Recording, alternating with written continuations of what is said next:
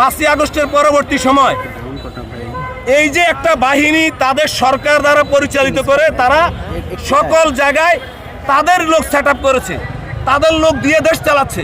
তারা বড় বড় কথা মাইকের সামনে বলছে কি, মিডিয়ার সামনে বলছে কি, বিএনপি চাঁদাবাজি করছে। আরে ভাই, আমাদের দলে যারা ভুল করেছে, আমাদের নেতা তারেক রহমান 6000 লোকের বহিষ্কার করছে। পৃথিবীর ইতিহাসে আছে?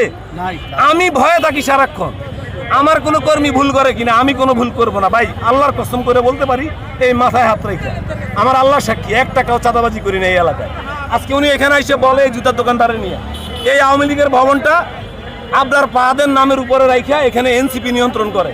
তাহলে এই দোকানের সামনে ওই দোকানদারদেরকে উনি যে বলছে যে বিএনপির লোক চাঁদাবাজি করে, উনি কথায় কথায় বলে মির্জা আব্বাস সাহেবের লোক চাঁদাবাজি করে। মির্জা আব্বাস চাঁদাবাজি করে? মির্জা আব্বাস জমিদার ফ্যামিলির ছেলে। মির্জা আব্বাসের বাবা মির্জা আব্বাস রাজনীতি করতে আসার আগে তিনি এই ঢাকা শহরে প্রতিষ্ঠিত একজন ব্যবসায়ী ছিলেন, অত্যন্ত বড় মানের ব্যবসায়ী ছিলেন। তাকে মির্জা আব্বাস সাহেবকে তার বাবা ঢাকা বিশ্ববিদ্যালয়ে পড়াশোনা করেছে। আপনি বলেন 1971-এর আগে যারা ঢাকা বিশ্ববিদ্যালয়ে পড়াশোনা করত, তাদের পারিবারিক ওই পরিমাণ ফিনান্সিয়াল অ্যাবিলিটি থাকলেই তারা ওই জায়গাতে যাইয়া পড়াশোনা করতে পারত। আমি বলি পিছনে লাগতে আইছে মাঠের মধ্যে কথা বলছেন, হইলো 2 দিনের বৈরাগী বাতরে কয় অন্য কথা বলছেন।